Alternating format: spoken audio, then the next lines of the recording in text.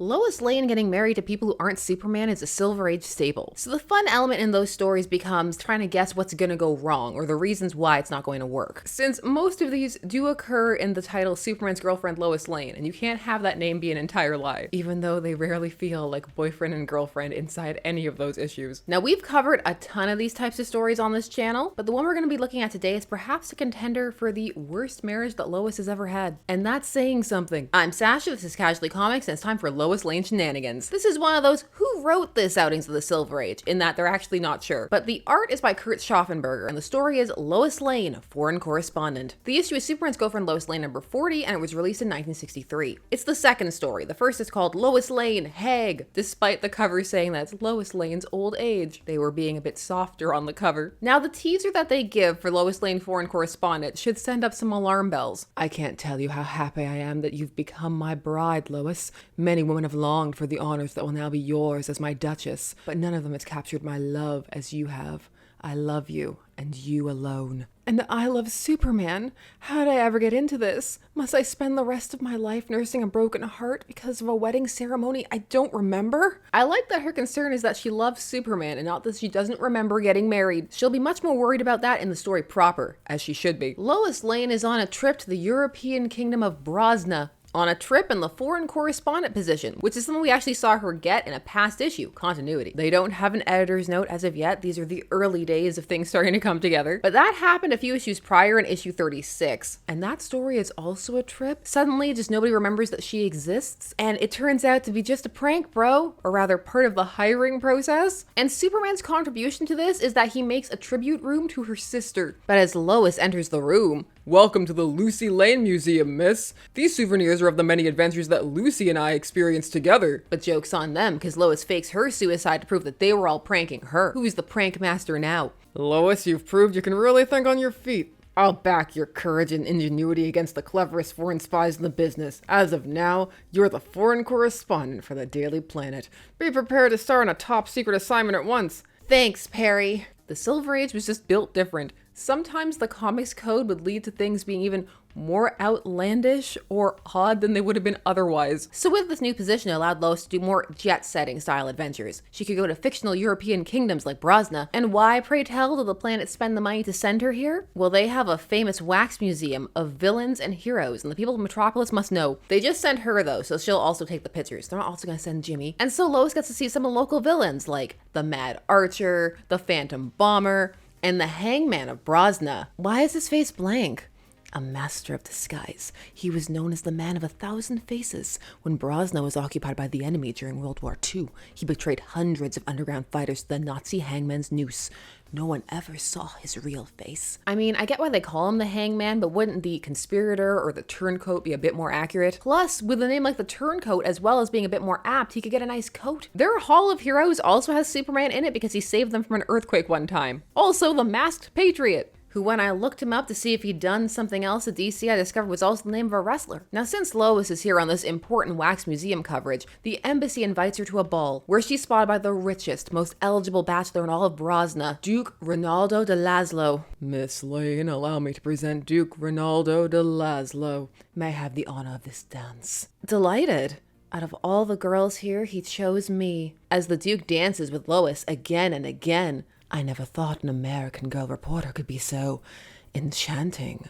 There's a certain magic about you." Ronaldo seems to have fallen in love at last. I do love the expression on her face here. It just captures so well the flattered, dreamy feeling she's supposed to have in that moment. Oh, also Superman flies by because he does that once a month on patrol, and it just happens to be this evening, because of course it does. "Hello, Lois. There's no escape from me. I'll chase you to the ends of the earth." The Duke offers to take Lois back to her hotel, but on the way they stop at this historic church. And Lois is like, "Why? Whatever for?" But of course she should know. It's been about 3 hours. The man must propose. "Marry me, Lois. Though we have known each other only a short while, this isn't just infatuation. I adore you." Maybe I should forget my hopeless pursuit of Superman. "This is so sudden, Ronaldo. I need time to think." Abruptly, "I feel dizzy. Maybe it's due to the excitement of having a Duke propose. That's different than some of the other people who normally propose. I'm blacking out." The rails, such as there were that were on the story, they're about to be gone, just like the ones in the monorail accident that Lois is about to wake up next to. Presently, when Lois regains her senses, "Conductor, help. Don't mind me, assist my wife. I'm no longer in church. What are we doing at a monorail accident? Ronaldo referred to me as his wife. Lois is disoriented, Ronaldo is hurt, but they're close to his castle, and she notices that on her finger is the wedding ring that he proposed to her with, the heirloom ring. And he keeps saying that they're married, and when she goes and checks his coat, she sees that there's a marriage license with her signature on it. She's understandably freaked out, and so when the doctor comes out to tell her that Ronaldo is going to be using a wheelchair until his leg gets better, she begs for help, saying she can't remember things. Lois tells of her loss of memory. We know of your love for Superman. Obviously, you feel so guilty about marrying someone else that you're the victim of a mental block, which has erased all memory of the marriage. Dr. Wendell, a psychiatrist in Metropolis, has successfully treated such cases. Her love for Superman is well known. Even in Brasna. Is the fact that she's been rejected also well known? If so, that's embarrassing. Now, this story actually features a more honest Lois. She doesn't just take this and keep it to herself. She decides that she can't go on with this marriage if she doesn't even remember it happening. And so she tells Ronaldo. There are other stories where she would have just pretended. After the doctor leaves, what a pity. A rail defect caused the monorail accident to happen, my dear, just as we were leaving on our honeymoon. Ronaldo, I don't remember the wedding ceremony. I only recall telling you I wanted more time to think over your proposal. Think back. Right after you said that you decided to marry me and the village pastor performed the ceremony. I'm sorry, Ronaldo, but under these circumstances, I think it's best we have the marriage annulled. Joke. Your happiness comes first. Please remain here in the castle tonight while I stay in a cottage on the estate. Tomorrow we'll arrange an annulment. He looks crushed. I feel sorry for him, but I still can't believe we're married. Lois, ever the investigative reporter, tries to figure out what's going on. So she calls the pastor, goes to visit him, and he says that yes, he performed the ceremony. But it's okay. Ronaldo was sad, but reasonable. They can just go get it annulled, right? Wrong. Of course not. That would be far too normal. That night, she wakes up to a suicide note that was left on her bedside table. I don't want to live without your love, darling. By the time you read this, I'll be dead. I'm leaving everything to you in this, my last will and testament. Your adoring husband, Ronaldo.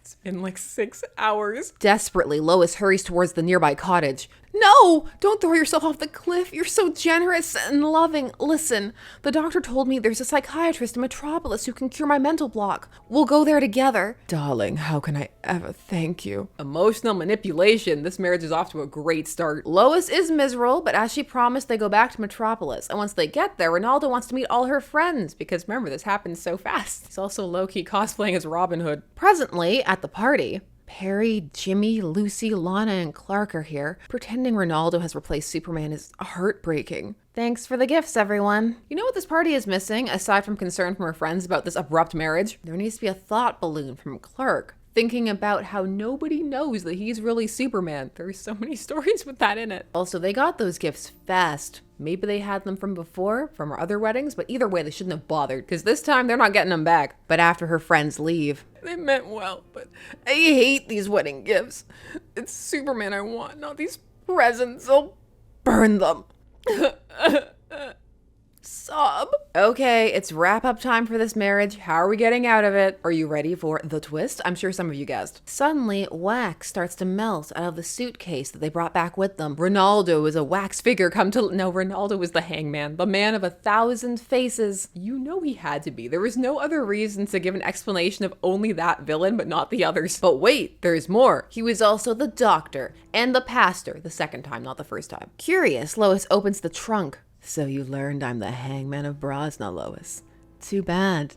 Now you must die. You never had amnesia. I drugged your drink at the embassy ball, and after you blacked out.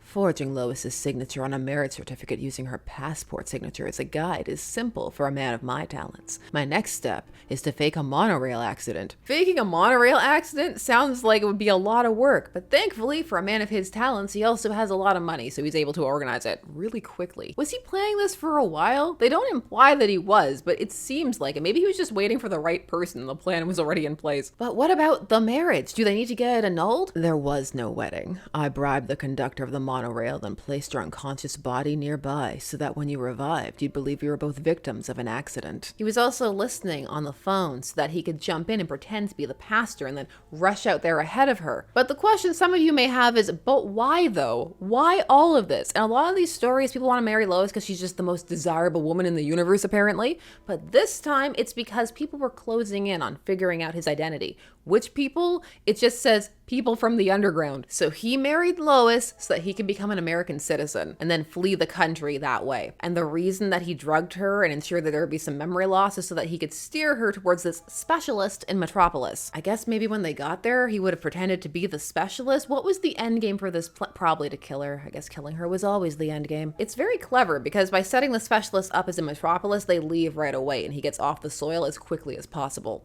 But now it's time for you to die. I'll say a burglar's shot. Oh, the bright light! Ironically, I'm using his wedding ring to dazzle his eyes with the fireplace's reflected light. Is that a real heirloom ring? I have questions. Was there a real Duke that Ronaldo then killed and replaced? Because it turns out that he's also wearing a mask. That face is also a mask. He's got to take his face off. Maybe he just entirely constructed the identity and he's been building it up for years? I have lots of questions about the man of 1,000 faces. However, it doesn't really matter. Superman's here. He's been in this story so little. As a familiar form flashes into view, Superman, this man is a wanted criminal. See? He was wearing a mask all this time. Luckily for you, I was patrolling this area and heard the shot. I'll turn him over to the United Nations to stand trial. The cheerful smile on Superman's face as he punches the mask clear off of Ronaldo. Was Superman just flying by on patrol? No, they give him a bit more of an active role here, and that's to say that when he was at the party as Clark, he saw through the mask, and so decided to do something about it, and so he was the one who melted the wax inside the suitcase, knowing that Lois would then go look at it. Or, he could have just told her. He did fly over when they were in Brasna. He could have just said that he spotted it from there. She probably would have believed him. But the fact that he did it at that point means he also saw her burn the presents. Awkward. I hope he didn't get her anything good. And so Lois goes back to her life. Now to phone this scoop to the planet. I know one person who won't enjoy it. Lana Lang. Now that I'm back in the running for the love for Superman. Lois is going to monetize the heck out of her trauma. See, this is why she keeps Superman close to her heart. It's safer. Also, I no longer know why he's so worried about people targeting her if she's with him. That's already happening. I posted some of these panels in the community tab, and some of you were guessing that the twist was going to be that the Duke was actually Superman. Would that have been better or worse? That's also happened before. Now, Lois has married people who've ended up trying to kill her before, but what makes this one a little different and a potential contender for the worse is just some of the details. There's just a realism and darkness to this that some of those other stories don't have, and it's overriding some of the lighthearted tone a little bit. This is an entertaining outing for sure, but there are just these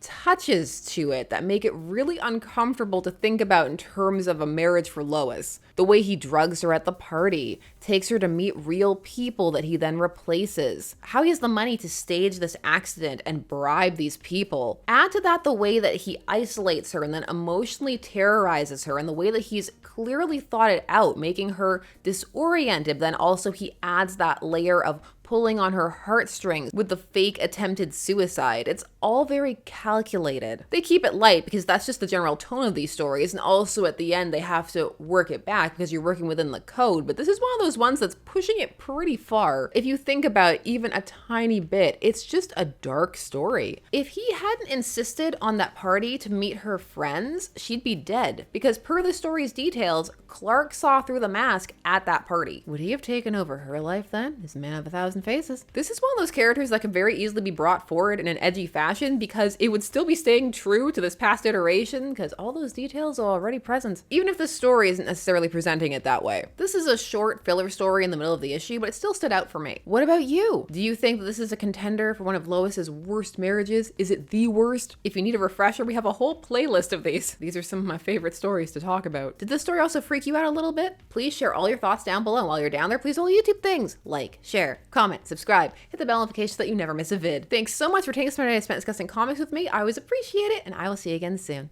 Bye-bye.